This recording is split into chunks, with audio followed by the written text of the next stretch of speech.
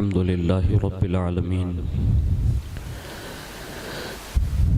वल आक़िबतु लिल मुत्तक़ीन वस्सलातु वस्सलामु अला सय्यिदिल अंबिया'i वल मुरसलीन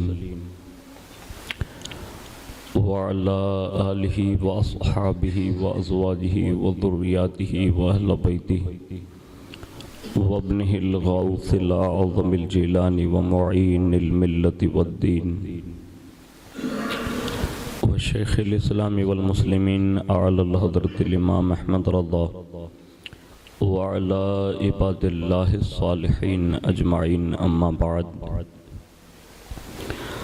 फ़अऊज़ु बिल्लाहि मिनश शैतानिर रजीम बिस्मिल्लाहिर रहमानिर रहीम अल अखिल्लाउ यौमइज़िन बअदुहुम लिबअदिन अदुव्व इल्लल मुत्तक़ीन सदक़ल्लाहुल अज़ीम व सदक़ रसूलुहुन नबियुल अमीनुल मुख्तारुल करीम व नहनु अला ज़ालिका लमिनश शाहिदीन व शाकिरीन वल्हम्दुलिल्लाहि रब्बिल आलमीन।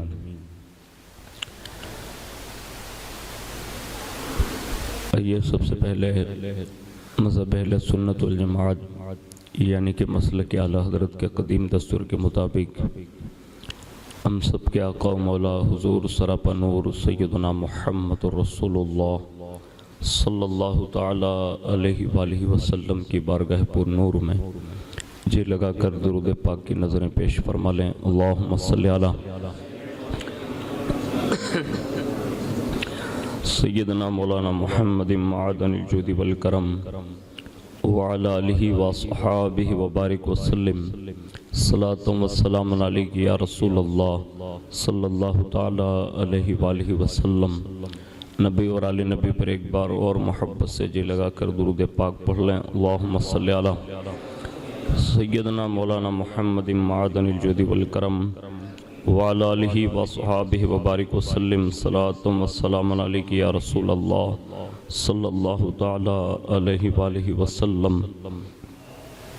नबी और आले नबी पर एक बार और मोहब्बत से जी लगा कर दुरूद पाक पढ़ें। अल्लाहुम्मा सल्ली व सल्लिम व बारिक अला सय्यदना मौलाना मुहम्मदिन नबिय्यिल उम्मिय्यिल हबीबिल आलिल क़द्रिल अज़ीमिल जाह व अला आलिहि व अस्हाबिहि व बारिक वसल्लम सलातु व सलाम अलैका या रसूलल्लाह सल्लल्लाहु ताला अलैहि वालिहि वसल्लम। अल्लाह रब्बुल इज़्ज़त की तौफीक से और उसके प्यारे हबीब सल्लल्लाहु ताला अलैहि वालिहि वसल्लम के तवस्सुल से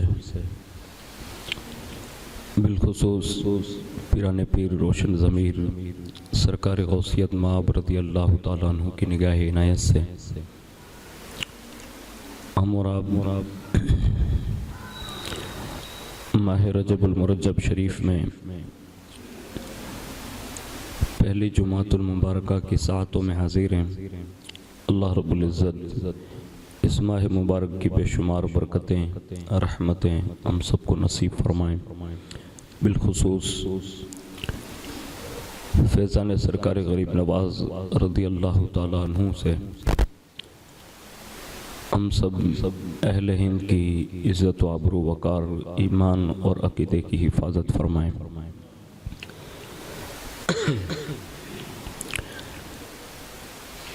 बारगाह गरीब नवाज रज़ियल्लाहु ताला अन्हु में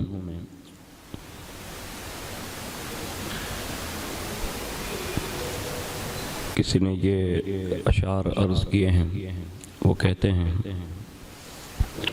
कि बदल डाले दयारे कुफ्र के दस्तूर ख्वाजा ने, बदल डाले दयारे कुफ्र के दस्तूर ख्वाजा ने, बसाया हिंद में वहदानियत का नूर ख्वाजा ने, बसाया हिंद में वहदानियत का नूर ख्वाजा ने, और दिखाया वक्त के फ़िरौनियों को जलवे मूसा, दिखाया वक्त के फ़िरौनियों को जलवे मूसा, जलाया कसरे बातिल में चराग़े तूर ख्वाजा ने, जलाया कसरे बातिल में चराग़े तूर ख्वाजा ने, और न ठहरी कुफ्र की झूठी चमक उस नूर के आगे, न ठहरी कुफ्र की झूठी चमक उस नूर के आगे ज़ियाए हक को बातिल पर किया मंसूर ख्वाजा ने, ज़ियाए हक को बातिल पर किया मंसूर ख्वाजा ने।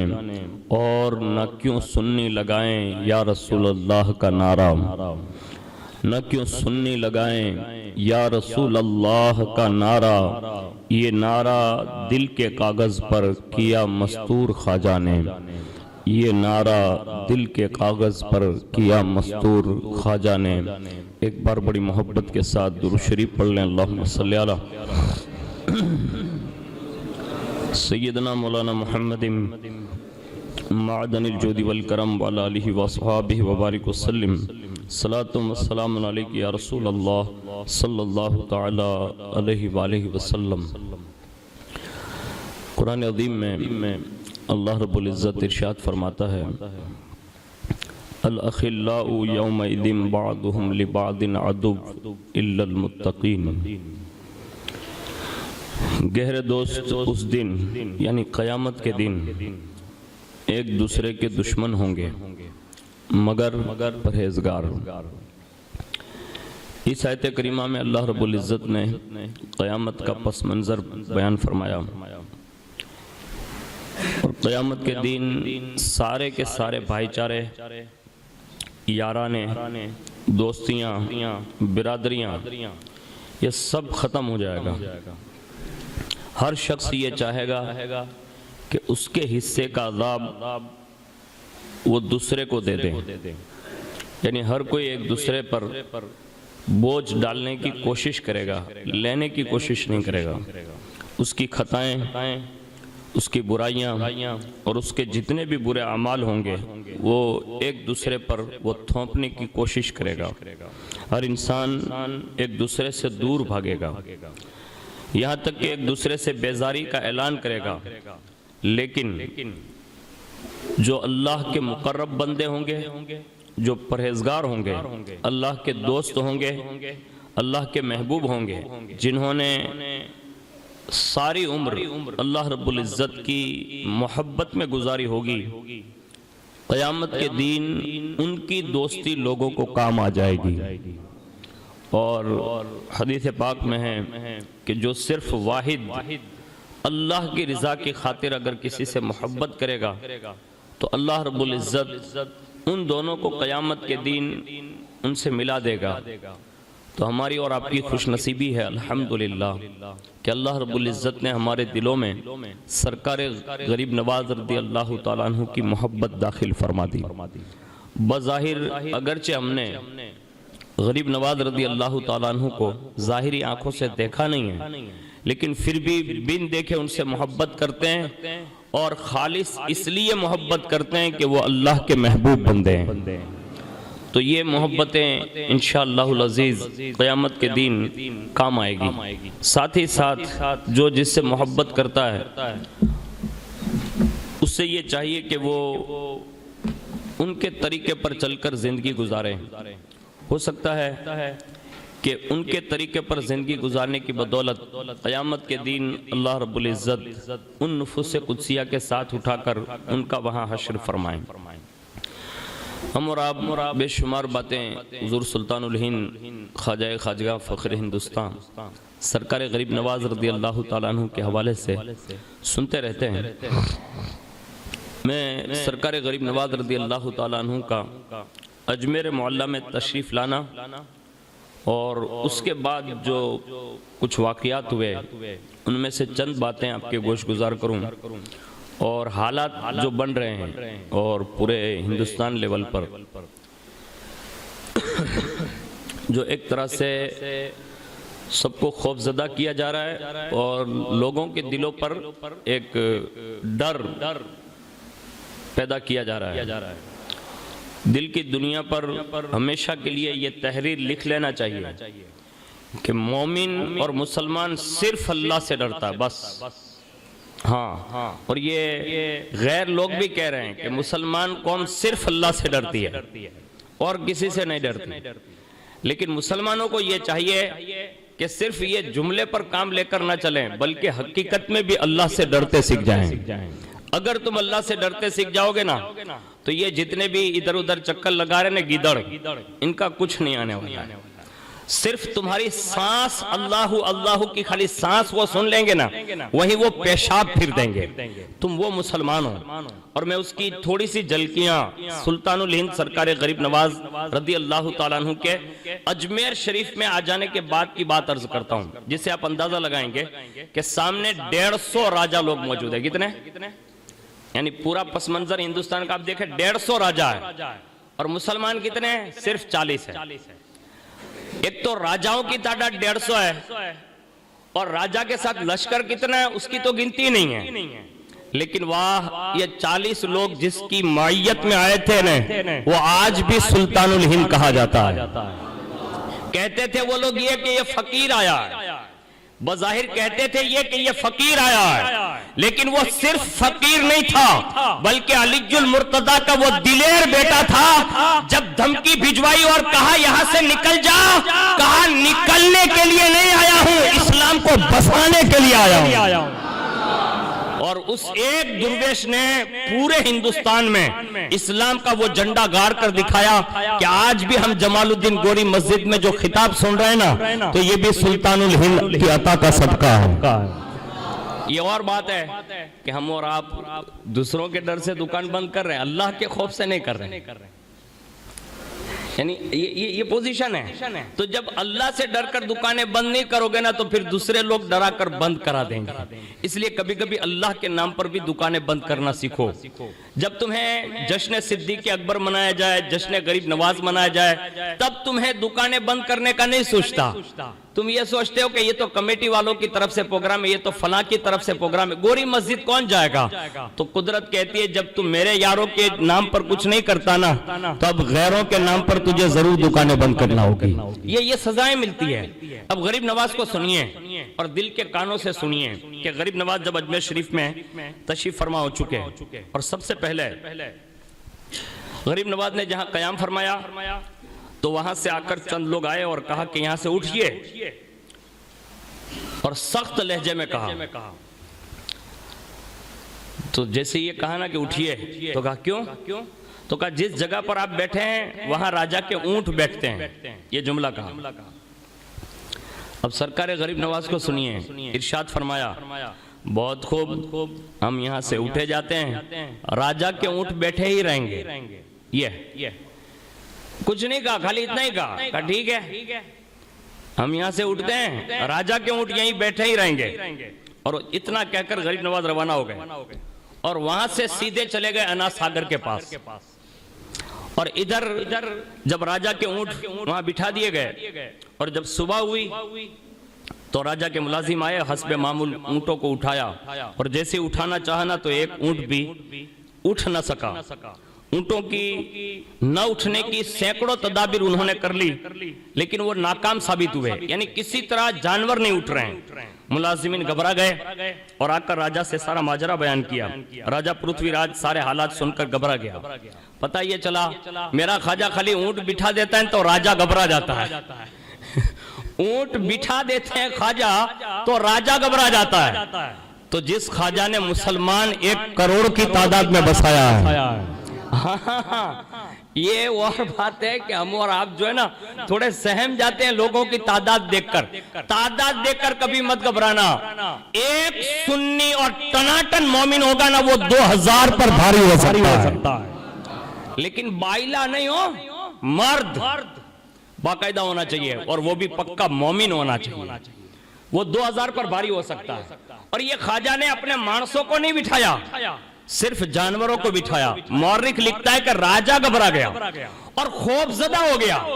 पता ये चला कि जब ख्वाजा के बिठाए हुए ऊंट से ये बड़े बड़े राजा घबरा जाते हैं और किसी एक जगह अगर मुसलमान इकट्ठा हो गया ना तो दिल्ली की कुर्सियां भी हिल सकती है। हाँ, लेकिन बैठना जरूरी होगा, भागने से कुछ नहीं होगा।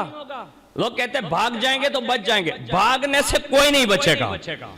जो भागता है ना वो मारा ही जाता है। हम भागने के लिए लोग नहीं आए हैं, हम तो लोगों के दिलों में इस्लाम की शम्मा जलाने के लिए पैदा किए गए। खौफजदा हो गया राजा, और खौफजदा हुआ ना तो उससे अपनी माँ की बात याद आ गई। यानी उसकी माँ ने जो पेशन गोई की थी ना वो याद आ गई और वो डर रहा था। उसने जल्दी से मुलाजिमिन से कहा एक काम करो। कहा क्या? कहा वो मुसलमान दुर्वेश आए। कहा हाँ। कहा अब ये ऊंट उठाना है तो मुसलमान दुर्वेशों से जाकर माफी मांगो। माफी मांगोगे ना तभी काम बनेगा। आज भी पूरे हिंदुस्तान में ऐसा हुआ, शायद आपको ख्याल ना हो, जब हालात बिगड़ते हैं ना तो वक्त का प्राइम मिनिस्टर भी दरबारे ख्वाजा में भीख मांगने के लिए चला आता है और कहता है कि अब ये काम आप कर सकते हैं। पता ये चला जो जाहिरी कुर्सी पर बैठकर जब दम तोड़ देती है कुर्सी, तब वहीं से गरीब नवाज का इशारा होता है और हिंदुस्तान में अल्लाह अमान अता फरमाता है। ये ख्वाजा की वो ताकत है जो उन्होंने आते ही दिखाई। उसकी माँ की बात याद आ गई, कहा जल्दी से माफी मांगो। राजा के मुलाजिमिन गए और सीधे सरकार गरीब नवाज की बारगाह में जाकर कहा हुजूर माफ कर दें और साथ साथ में ये ऊंट जो बिठा दिए ना आपने उसको उठने के लिए कह दें। जब ये दरखास्त थी तो ख्वाजा साहब ने फरमाया जाओ, अल्लाह के हुक्म से ऊंट उठ जाएंगे, यानी जो बैठे हैं ना वो उठ जाएंगे। जैसे ही राजा के मुलाजिमिन ऊंटों के पास आए ना तो देखा तो ऊंट खड़े हो चुके थे। यानी राजा ये ख्वाजा कह देना तो ऊंट को कोई राजा का आदमी भी नहीं उठा सकता, और अगर वो इशारा कर दे और मुलाजिमिन चले जाए ना तो सबसे पहले ऊंट खड़े मिलते हैं। लेकिन ये कब होगा? जब हमें और आपको ख्वाजा के मिशन को जिंदा करने की कोशिश करनी होगी, तब होगा। खाली नियाज खाने से कुछ नहीं होगा। हाँ, इसको दिल में लिख लें आप। और दूसरी बात सुने, अन्ना सागर पर जब तशरीफ ले गए तो वहीं गरीब नवाज अपने साथियों के साथ नमाज भी वहीं पढ़ते, वहीं अपना दीनी काम जो था वहीं करते रहते। थोड़े दिन हुए तो इन लोगों को ये सूझी, कहा ये अन्ना सागर तो हमारा मतलब वो तालाब है जहाँ हम नहाते हैं, धोते हैं और वो सारा काम है। अब इसमें ये लोग हाथ डुबो देंगे तो अब क्या होगा? तो इन्होंने फिर ये साजिश की और जैसे ही तशरीफ लाए ना तो वहां जाकर कहा ये अन्ना सागर है ना वो हमारा पाकीज़ा पानी है, आप इसमें हाथ मत डालिए। तो गरीब नवाज ने कहा ठीक है। थोड़े दूर चले गए तो कहा इसमें से आप पानी भी नहीं लेंगे। जब इतना कहा ना कि पानी नहीं लेंगे तो गरीब नवाज ने अपने खादिम से फरमाया, कहा जाओ ये कासा लेते जाओ। कहा हुजूर करना क्या है? कहा अन्ना सागर से जाकर सिर्फ इतना कहना कि तुझे गरीब नवाज ने बुलाया है, बस। वो कासा लेकर गया और ले जाकर जैसे उसने अन्ना सागर के सामने से रखा और कहा चल तुझे गरीब नवाज बुला रहे हैं। ये अन्ना सागर जो पानी है, पता ये चला कि पानी जो बज़ाहिर हमारी और आपकी नजरों में बेजान है, ना उसके कान है ना उसकी जबान है, कुछ नहीं है हम जो समझते हैं, लेकिन ये पानी भी जानता है कि गरीब नवाज कौन है। वो आ गया और कितना आया तादाद में? अन्ना सागर तो सूखा, करीब के जितने भी कुएं थे वो सब भी सूखे। अजमेर मोहल्ला में जितने घरों में मटके टांकियां जो कुछ भी भरी थी वो सारे के सारे बर्तन भी ख्वाजा के एक गुलाम के कासे के अंदर आ गए, सब खत्म। अब उसके बाद फिर परेशानी लायक हुई और आकर फिर माफी मांगी। मेरे गरीब नवाज ने उसी कासे को लेकर खादिम से कहा जा अन्ना सागर में डाला, और जैसे डाला ना तो सारे अजमेर मोहल्ला के कुएं वापस भर गए। ये दो चीजें दिखाई, और जैसे ही गरीब नवाज के इन दो पस मंजरों को देख लिया ना तो अब ये जान गए थे कि अब इनसे मुकाबला नहीं हो सकता।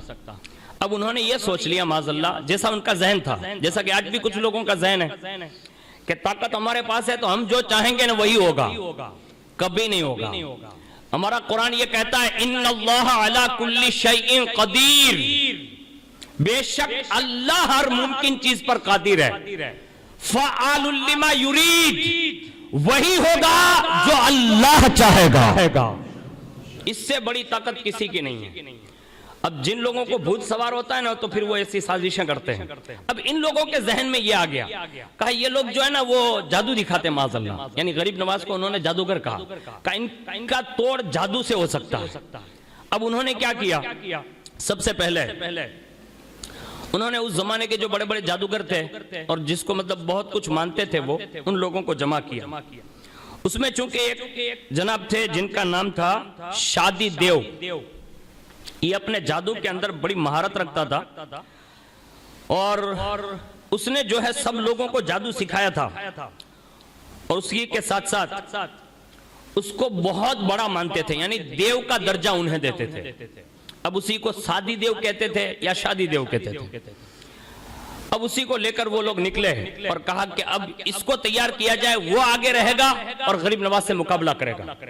अब जैसे ही शादी देव को लेकर सारे के सारे पीछे लोग हो गए और सरकार गरीब नवाज रदी अल्लाह तआला अन्हु की जानिब वो लोग चलने लगे। सरकार गरीब नवाज रदी अल्लाह तआला अन्हु के खादिमों ने गरीब नवाज को इत्तला दी, कहा हुजूर अब ये जादू लिए हुए ये लोग हमारी तरफ आगे बढ़ रहे हैं। अब जैसे ये जुमला सुना ना तो आज हालात बनते हैं ना, तो सब मतलब एक दूसरे को बातचीत करते, कहा ऐसा हो गया ऐसा हो गया, तो एक खौफ तारी होता ना। यहाँ 40 लोग हैं, खाली आकर इत्तला दी, कहा हुजूर वो शादी देव के साथ आगे बढ़ रहे हैं, यानी उसके चेले और वो खुद आगे हैं। गरीब नवाज ने फरमाया घबराओ नहीं, इंशाअल्लाह जादू हमारा कुछ नहीं बिगाड़ पाएगा। ये जुमला है हुजूर गरीब नवाज का, कहा जादू हमारा कुछ नहीं बिगाड़ पाएगा। और उसके बाद फौरन आप नमाज में मशगूल हो गए। और जब शादी देव आया और उसके साथी आए और जादू पढ़ते हुए उन्होंने गरीब नवाज के बिल्कुल वो करीब पहुंच गए, तो जैसे बिल्कुल करीब पहुंचे ना तो आपके रौब और जलाल को देखकर जैसे वो कुछ पढ़ना चाहते थे, यानी गरीब नवाज पर जंतर मंतर पढ़ के कुछ डालना चाहते थे, लेकिन गरीब नवाज का रौब इतना तारी हुआ कि इनकी ज़बानें गूंगी हो गई, यानी वो बोल नहीं पाए, खामोश। और जैसे ऐसा लगता था कि सबके पांव के मतलब नीचे से जमीन खिसक रही हो, वो जैसे चिपक गए हो, माजूर हो गए हो, एक जगह खड़े रहे, वहीं खड़े खड़े ऐसे देखते रह गए। करने आए थे जादू, लेकिन गरीब नवाज की नमाज ने उनको इतना मरऊब कर दिया कि वहीं के वहीं खड़े रह गए। और जैसे नमाज से गरीब नवाज ने सलाम फेरा ना, तो आपने ऐसे रुख किया शादी देव और उसके साथियों की तरफ, और जैसे ही शादी देव पर नजर पड़ी ना, तो एक नजरे गरीब नवाज ने शादी देव जो उनका सरदार था उसको इतना मरऊब कर दिया कि वहीं से बेखुदी में बढ़ा। और गरीब नवाज की तरफ जब वो बढ़ने लगा तो साथियों ने ये सोचा था कि अब गरीब नवाज पर वो कुछ कर देगा, लेकिन बिल्कुल करीब पहुंचाना तो उनके साथी देख रहे थे कि वक्त का बहुत बड़ा जादूगर गरीब नवाज के कदमों को चूमता हुआ नजर आया, यानी जाकर कदम चूमने लगा। और उसी वक्त कहता हुजूर मैंने सुन रखा था कि कोई ताकत रूहानी होती है, लेकिन आज पता चल गया कि वो रूहानी ताकत किसी और चीज में नहीं है, वो नमाज में ही है जो आप पढ़ रहे थे। उसी वक्त कदम पकड़े और कहा हुजूर माजिरत चाहता हूं कि मुकाबले के लिए आ गया था, लेकिन एक करम और फरमाएं। कहा बोल क्या चाहता है? उसने कहा हुजूर एक काम कर दें। कहा क्या? कहा जो दिन आप रखते हैं ना उस दिन में मुझे पहले दाखिला करवा दें। मुसलमान हुआ वो, और जैसे मुसलमान हुआ उसके साथ में वो दूसरे लोग जो आए थे ना, किसके साथ? वो शादी देव के साथ। उन्होंने जब देखा कि सरदार सिलेंडर हो गया खाली नमाज देख के खाली जुमा पढ़ने वालों, तुम्हारी जुमा की तादाद जब बदले से गुजरती है ना तो लोगों की आंखें खीरा रह जाती है। जब ईद के दिन जुलूस बनाकर निकलते हो तो लोगों की आंखें फटी की फटी रह जाती है। 12 रबीउल नूर को जब तुम्हारा जुलूस टावर चौक से गुजरता है ना तो अच्छों को दामन याद आ जाते हैं। अगर हर 5 वक्त की नमाज में तुम्हारी तादाद ये काफिर और मुशरिक देख लेना तो वो भी तुम्हारी नमाजों का तसव्वुर देखकर वो भी कबूल करने के लिए तैयार हो सकते हैं। लेकिन हमारे यहाँ तो खाली निकले कौन? 3 आदमी हर मस्जिद से। ये 3 आदमियों के निकलने से कुछ नहीं होगा।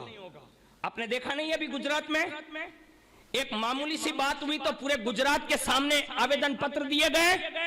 तुम्हारा भाई भी तो मारा जाता है, तुम्हारे साथ भी तो ऐसा सुलूक होता है, कहां निकलते हो आप?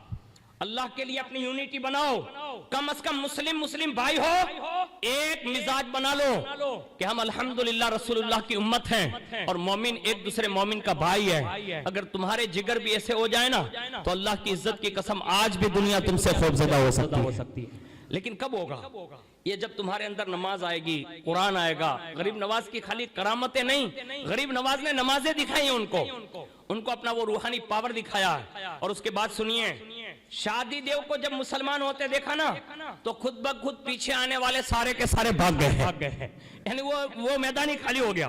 फिर उसी वक्त गरीब नवाज ने खुद अपने हाथों से पानी का प्याला मंगवाया और शादी देव से कहा इसको पीजिए। उसने पिया।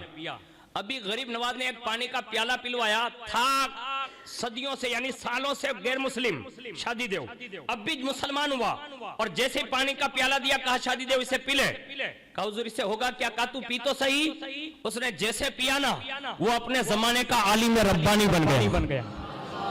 एक प्याले में सारा इल्म उंडेल कर दे दिया। आज सैकड़ों बार गरीब नवाज की बारगाह में हम और आप सब हाजिर हुए हैं और सैकड़ों लोग अभी टूर के जरिए से पहुंच भी चुके होंगे। वहां से आते हैं ना तो सच्चा नमाजी बनकर भी नहीं आता है। मैं कहता हूं क्यों नहीं आता कि आज गरीब नवाज का फैजान नहीं है? गरीब नवाज का फैजान आज भी है, लेकिन कोई ऐसा प्याला भी तो पीकर आ कि जिसके जरिए तेरा सीना इश्क रसूल का मदीना बन जाए। ये गरीब नवाज ने करके दिखाया। कहा शादी देव इससे पी ले और जैसे पी लिया ना तो शादी देव का सीना जो था ना वो इल्म का गंजीना बन गया। और उसके बाद उसी वक्त शादी देव ने अर्ज किया, हुजूर आपकी शान जमाल देखकर मुझे बहुत खुशी हुई। सरकार गरीब नवाज ने फरमाया, कहा तुम्हारा नाम क्या रखा है लोगों ने? कहा शादी देव, यानी उस जमाने के एतबार से किताबों में लिखा है सादी देव यानी सीन से। कहा शादी देव, तो आपने फरमाया आज से मैं तेरा नाम बदल देता हूं, शादी देव। यानी शादी कहते खुशी को, शादी जो थी उसको हटाया और शादी लगाया। कहा शादी देव नाम रखता हूं। और दूसरी रिवायत ये मिलती है कि गरीब नवाज ने फरमाया आज से तेरा नाम सादी देव रखता हूं, यानी नेक बख्ती, ये नाम रखा आपने। और उसके बाद जैसे ये खबर पृथ्वीराज को पहुंचने के शादी देव भी मुसलमान हो चुका है, उससे ज्यादा हैरान हुआ। उसने कहा दूसरे हमले की तैयारी करो और दूसरे हमले के लिए उसने जोगी जयपाल को तैयार किया। और जोगी जयपाल हिंदुस्तान का वो जादूगर था कि जिसके हजारों की तादाद में ऐसे चेले थे जो हवा में प्रवास कर सकते थे। आज भी इसी जोगी के लक़ब पर 2-3 चक्कर लगा रहे हैं पूरी दुनिया में, खास करके हिंदुस्तान में। 3 लोग हैं जो लफ्ज़ जोगी के वजन पर हैं और लोग ये कह रहे हैं कि ये सबको डरा रहे हैं। हमने कहा उस जमाने का जोगी अगर पर मारता है ना तो मोइनुद्दीन हसन अकेला काफी होता है। आज भी किसी मोइनुद्दीन हसन के पावर की जरूरत है।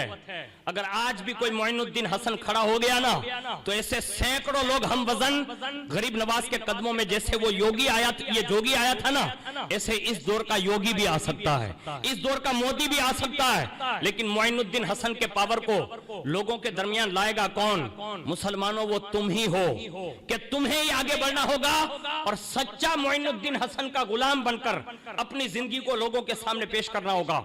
जब जोगी जयपाल आया अपने लश्कर के साथ, उसने 3 हमले बड़े बड़े किए, लेकिन गरीब नवाज ने एक ऐसे हिसार खींच दिया और अपने साथियों से कहा कि वो जमीन आसमान एक कर देना अगर मिलकर, लेकिन तुम्हारा एक बाल भी बीका नहीं कर सकेगा। लेकिन शर्त यह है कि दायरे से बाहर ना निकलना। ये वाक्य आपने सुना होगा। गरीब नवाज ने कहा यहां से बाहर ना निकलना। किनसे कहा? साथियों से। मैं वाकया नहीं सुना था, लेकिन जो दायरा खींचा ना गरीब नवाज ने, साथियों को यह कह दिया था यहां से बाहर ना निकलना। साथी ने कहा हुजूर ठीक है यहां से बाहर नहीं निकलेंगे। कहा यहां से बाहर नहीं निकलोगे ना तो ये जोगी तुम्हारा कुछ नहीं बिगाड़ सकता। गरीब नवाज इशारा दे रहे हैं। साथियों के लिए दायरा था, पूरे हिंदुस्तान के मुसलमानों के लिए यह पैगाम था कि तुम भी मेरे नाना की शरीयत के दायरे में रहोगे ना तो कोई कुछ नहीं बिगाड़ सकता। आज हम और आप बाहर निकल चुके हैं ना, इसलिए परेशानियां हैं। अगर हम फिर वापस आ जाएं और जो हुजूर ने दायरा दिया है शरीयत पर अमल करके देखो और सच्चे मुसलमान बनकर देखो, किसी की चापलूसी की जरूरत नहीं पड़ेगी। ये सब तुम्हारे गुलाम नजर आएंगे। लेकिन कब होगा? गरीब नवाज ने जो करके दिखाया ना, कहा दायरे में रह के काम करना, दायरे में रह के काम करोगे दुनिया तुम्हारा कुछ नहीं बिगाड़ सकती। और आखिरकार लोगों ने देखा गरीब नवाज ने कोई लश्कर नहीं भेजा। वहीं करीब में जो 40 अफराद थे उनमें से नहीं कहा कि जोगी से मुकाबला कर, फलां से नहीं कहा मुकाबला कर, किसी से नहीं।